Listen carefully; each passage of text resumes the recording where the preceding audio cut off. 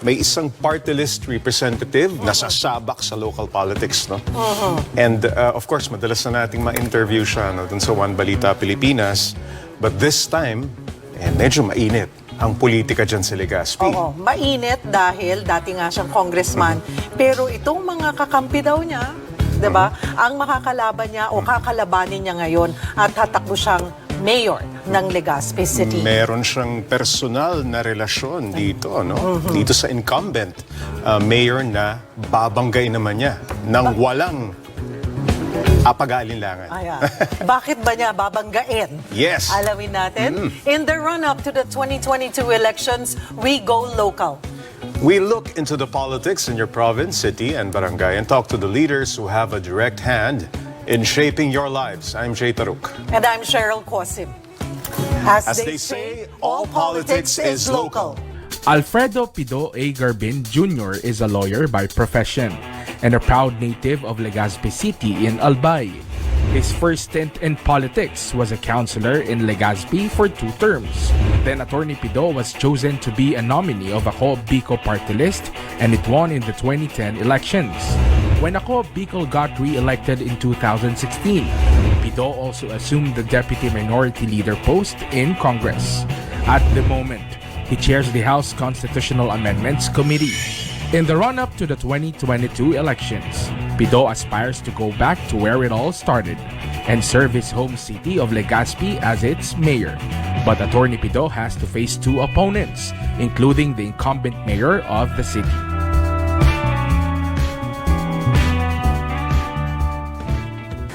We welcome Ako Bicol Congressman and now running for Legazpi City Mayor Alfredo Garbin Jr. Welcome to the show, sir. Salamat, Jay and Cheryl. Thank you and thanks for having me here. Of course, partner, mauna na ako. Let's talk about the politics in Legazpi City. Kasi ikaw, tatakbong pagka-mayor dito sa Legazpi, ano? Mula sa pagiging congressman. Dati niyong kaalyado, mga Rosal, at ang mag-asawa ay naging sponsor niyo rin po sa kasal. Ngunit ngayon sila ang inyong kakalabanin sa pagka-mayor. What started the falling out, sir? Well, Jay, it's not about the personality but kung sinong pwede at makapagdala ng magandang pagsiservisyo sa ating minamahal na city, ang Legazpi City. And I think we can offer better governance projects and programs that is much needed by the Legazpeño. So ang sinasabi niyo po, Congressman Garbin, ay sinabihan niyo po ba sila? Kasi ninong at ninang niyo pa rin sa kasal, hindi po ba? Nagpasintabi po ba kayo, nagpaalam? Or talagang naputol na po ang inyong relasyon sa kanila? Well, alam naman nila na tatakbo ako. Since last year, I've been doing the rounds in 70 barangays of Legazpi. And not only consulting our constituency, but asking also kung ano yung mga problema na hindi na solusyonan sa kanilang mga respective barangays. And with that, siguro alam na nila kung anong intention ko at ako tatakbo talagang pagka-mayor despite of the fact na meron pa ako isang term sa dito sa Kongreso nga. But yung clamor naman ng tao dito sa amin is hindi pwedeng papalit-palit na lang yung mag-asawa at 21 years na sila at siguro gusto naman nila may alternatibong kandidato. Okay, so pag-usapan po natin yung kaninang sinabi nyo. Kasi noong nag-file po kayo ng COC, ang sabi nyo, we can always have a better leadership. We will make Legazpi the most progressive city. 2 questions po. Una, ano ang ibig sabihin nyo by better leadership? At pangalawa, ano po ang inyong big project to make Legazpi the most progressive city? Well, Cheryl, when you speak of better leadership, it's a leadership that is inclusive. Kumbaga, I envision an inclusive society dito sa aming syudad, lungsod, kung saan kada sektor, kada grupo, nai-improve yung kanilang kabuhayan and their well-being. And sa pamamagitan ng delivery of basic services. And when you speak of a progressive city, a city that works for everybody, not just for a certain sector of our society.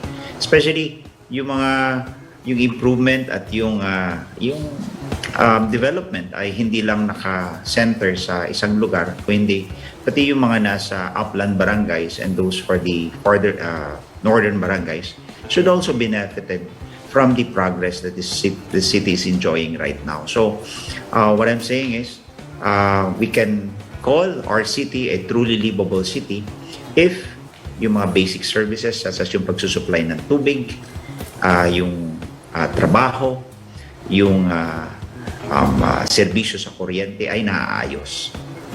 Sir, okay, yung better leadership, no, i-probe po natin ito. Kasi ang mga Rosal, no, si Noel Rosal, ano na po siya, ika-third term niya na pagtakbo. At hindi ho ba ang magandang sukatan ng isang magandang pamamalakad, palagi kang inihahalal ng inyong constituents? Well, tama po kayo, sukatan yan. But the fact is, for the past 3 elections, 2013, 16 and 19, wala akong election sa Legazpi. Wala ako silang kalaban. Kung meron mang kalaban ay token. So, yun ho yung nangyari sa Legazpi. And that's why, as I have said, I'm offering myself as an alternative candidate to a 21-year dynasty na nandyan na at papalit-palit na lang silang mag-asawa. So, ito yung ating nilalaban dito na sa nakaraang 9 na taon at 3 eleksyon, hindi na-ventilate yung mga issues that has been valid and lingering for the past 15 to 20 years and at hindi nasusolusyonan. Bakit kaya walang kalaban, partner? Bakit po walang kalaban? Dahil ba takot lang na may lumaban? Or talagang sadyang, baka syempre sasabihin po ng ilan, sadyang magaling Bakit kailangan pang kalabanin? Satisfied yung mga constituents. Well, dati kasi magkakakampi kami, meron kaming coalition dito. Yung Ako Bicol Party List at yung governor at yung city mayor ay magkakakampi. Kasama na yung 2nd District of Albay, si Kong Joey Salceda. But right now, it's a different story wherein magkakampi kami ng governor ngayon at yung kalaban ko naman ay hindi yung incumbent, yung kanyang asawa na papalit ulit sa kanya. So nagpapalitan. Okay, nabanggit nyo rin po yung Bicol Party List. Ano po?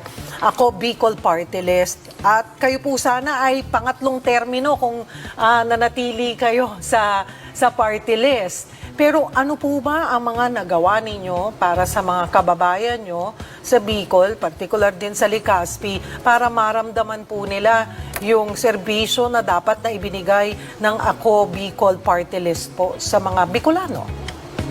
Well, Cheryl, in terms of contribution in formulating laws that will benefit not only the Bicolanos but the entire country, siguro we have some of the notable and in fact landmark legislations na kinontribute natin. Una, yung Free Irrigation Act that gives free irrigations to the farmers, considering that our country is still an agricultural country. 70% of our population depends on agriculture.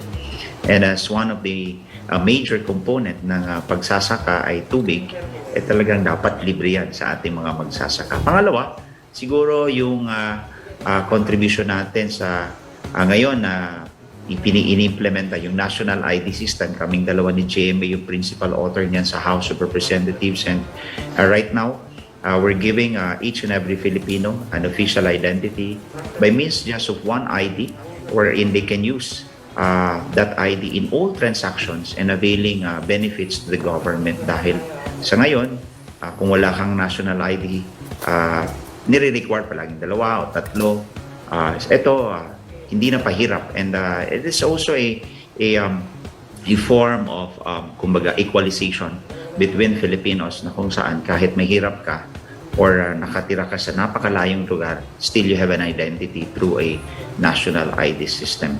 Pangatlo, yung siguro yung universal access to quality tertiary education. Pangarap natin na bawat pamilya at least may graduate, ito na siguro yung katuparan na kung saan in every state university and colleges ay libre na ang edukasyon at tayo yung nag-co-author niyan. Principal author si Kong Joey Salceda. Alright, bago tayo mag-break, Congressman and partner Cheryl, hanging question muna, no? Kong, you are offering yourself as an alternative Legazpi City Mayor. Pero ano ba yung mga specific programs na pwede nating ilatag, no? You can mention a few. When we return, we'll just pause for a short break. You're still watching All Politics is Local. We'll be right back. Back, you're still watching All Politics is Local. With us, Legazpi City mayoral aspirant, Congressman Alfredo Garbin Jr. Yung iyong hanging question, partner. Bago tayo magdiretsahan, Congressman Garbin, ano po ba yung specific na programs natin na pwedeng makatulong sa constituents nyo sa Legazpi City? Kasi daanan niya ng bagyo, no? Maraming problema din na pwedeng atupagin, no? Ano ho ba yung pwede nyong ilatag?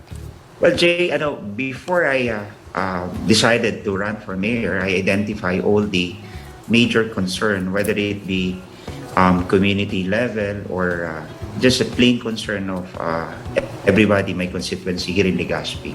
And talaga ang pinaka-problema dito ay kawalan ng trabaho. Maraming walang trabaho dito. Perhaps brought about by the pandemic. And to some extent, yung kulang din yung pumapasok na negosyo. At marami din na nagsara ng negosyo. And therefore, I'm looking for a solution to find ways in order to create jobs. And in fact, right now, what I'm doing is to provide a temporary solution by tapping the resources of the national government, yung mga nagki-cater sa displaced worker. Marami na tayong ipinasok na mga big ticket projects dito sa Legazpi City or well initiated in the General Appropriation Act, pero kulang na kulang pa. We believe that infra projects develop the barangays and provides also commercial and economic activities and the much needed job creation. Yun yung ating negosyo, infrastruktura, and then the providing solutions to our basic commodities such as water. We have two kinds of problem here in our city. Tagal na, siguro mga 15 o magto 20 years na kung saan madumi ang tubig sa urban areas. We have an urban water problem na madumi ang tubig, mahal pa ang pagsisingil at hindi naiinuman. The mandate of our local water district is not being served by serving us with a clean, potable and drinking water, pero hindi yun nasa-serve. But that is the urban water problem, Sherry. Congressman Garbin, dito na po tayo sa ating derechahan. Bibigyan po namin kayo ng 1 minuto na sagutin o ibigay po ang inyong opinyon sa mga isyong nakadikit sa inyong pangalan, ibinabato ng inyong mga kalaban o problemang kinakaharap po sa lugar na inyong tinatakbuhan. At nabanggit nyo na po kanina yung problema sa tubig. Noong nakaraang taon po nga ay nagkaroon ng water crisis. Ano po? Ang ilan nating kababayan dyan sa Legazpi dahil sa quarrying at unregulated groundwater extraction. Derechahang tanong, kung kayo po ay papalaring maupo nga bilang alkalde ng inyong lungsod, paano nyo ito susolusyonan? Of course, we have to regulate quarry. But the quarry is not really the approximate cause of the water crisis. Yung water crisis was brought about by lack of foresight and lack of political will. As I've said, there are two kinds of problem here. Dito meron tayong urban water problem na kung saan sa sentro ng Legazpi madumi yung tubig. Pero in the upland barangays for the past 20-21 years, wala talagang tubig, wala ngang collection o connection sa local water district. And that's why we need to look for water source and put more water system in the upland barangays para mabigyan ng pangangailangang tubig ang ating mga kabarangay doon sa southern part ng ating Legazpi City. Yung connection at collection, minsan related yan, lalong-lalo na kung merong corruption. Hindi ho ba, Congressman? Well, tama po kayo. When it comes to corruption and the local water districts, maraming allegations na ganon.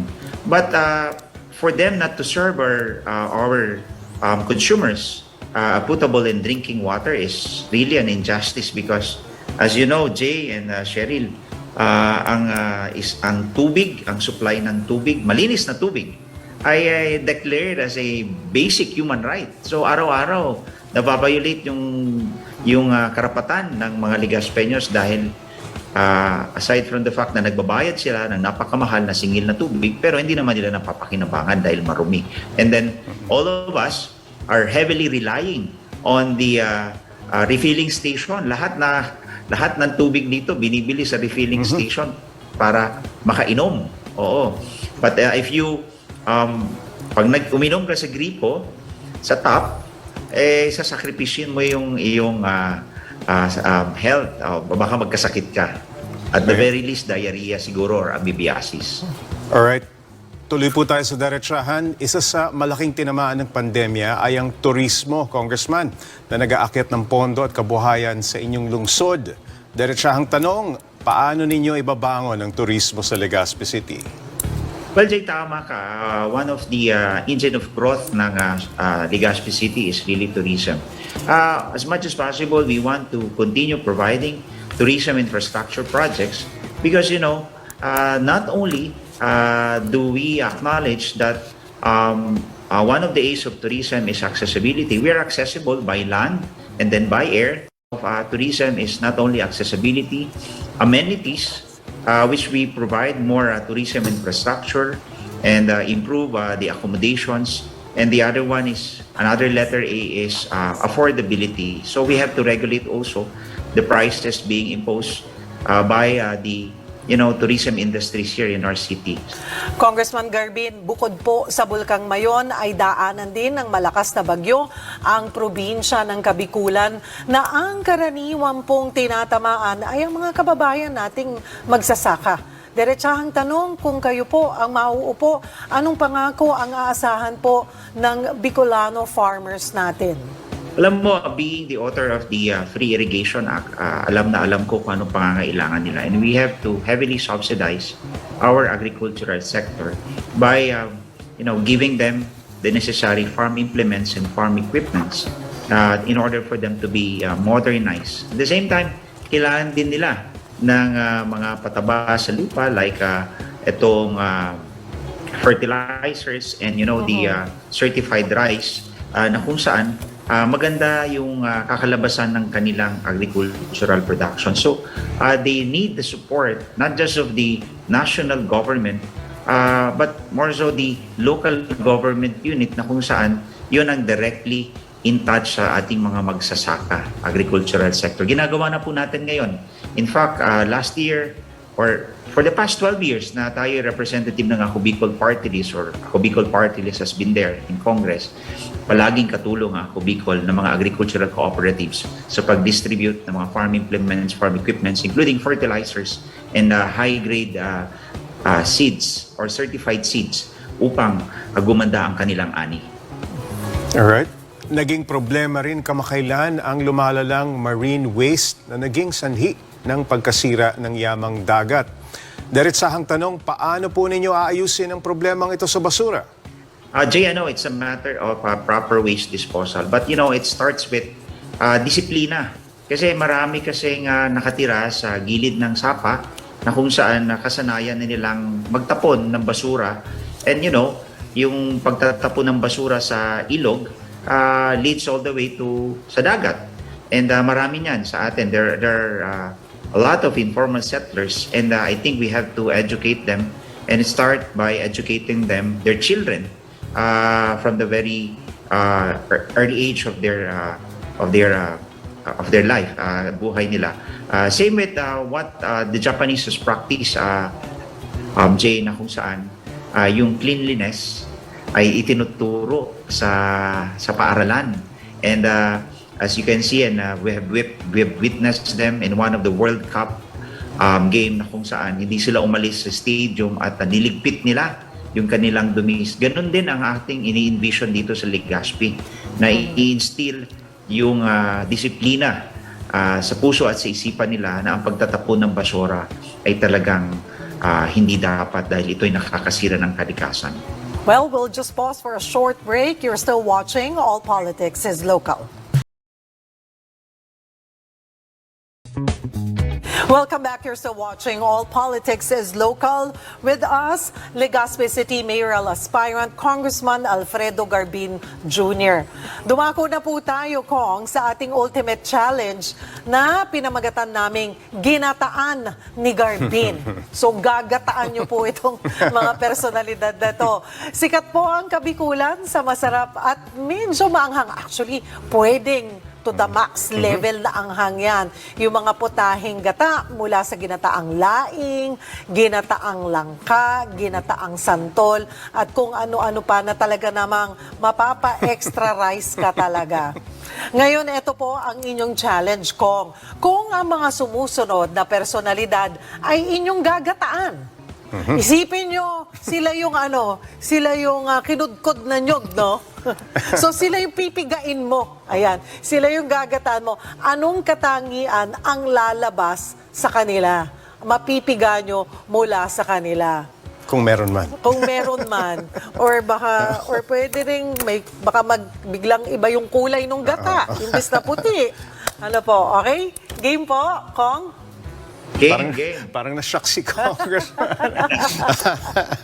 Sige. Unang personalidad, Pangulong Rodrigo Duterte. I would describe Pangulong Duterte as ginataang Bicol Express na sobrang anghang. Okay. Bakit? Kompleto eh. Masarap, pero minsan sobrang anghang. Alright. Next personality, VP Leni Robredo. Si VP Leni Robredo, kung sa Bicol, ang sasabihin ko yung maliputok na gata. Ano yung maliputok? Meaning yung masarap na pagkakaluto ng gata na ginataan at masustansya. Yun yung description ko kay VP Leni. Maliputok. Maliputok. Next personality, Ferdinand Bongbong Marcos Jr. Si BBM, kulang sa gata.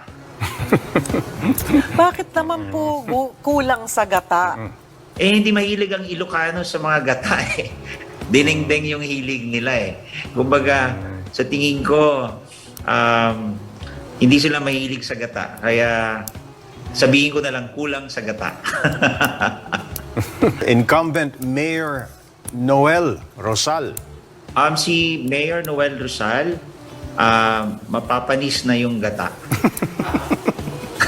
Bakit naman po? 21 years na eh. Oo. Overstaying. Overstaying na. So, masarap yung gata niya dati. Kaso lang, siyempre, Bicolanos, Ligaspeños, kailangan mag-ahin ng bagong niluto sa gata. Madali masira ang mga pagkaing luto sa gata, partner. Panis na. Panis na. Next personality, Geraldine Rosal, ang inyo pong makakalaban. In fairness to G. Rosal, masarap na nilutong laing sa gata. Yeah. Dahil I always remember Ninang G as a very kind person. Okay. Jessie Atutubo, isa sa makakalaban nyo rin. Si Jessie Atutubo, minsan maanghang, minsan kulang sa gata. Ang lungkot naman. Malungkot yun. Eto, last na lang, partner. Congressman Alfredo Garbin na tumatakbo pagka mayor sa Legazpi City. Anong klaseng gata? Tama-tama sa timpla na palagi kang mapapa-extra rice. Meaning you always want for more. Yun ang ating ino-offer na kumbaga menu and panglasa para sa mga kababayan nating Ligaspeño. Alright. Well, thank you for joining us. Ako, Bicol Congressman Alfredo Garbin Jr. We've asked the questions and gotten to know your candidates a little bit better. Legazpi City, you decide. I'm Jay Taruk. And I'm Cheryl Quasim. Join us tomorrow for another episode of All Politics is Local.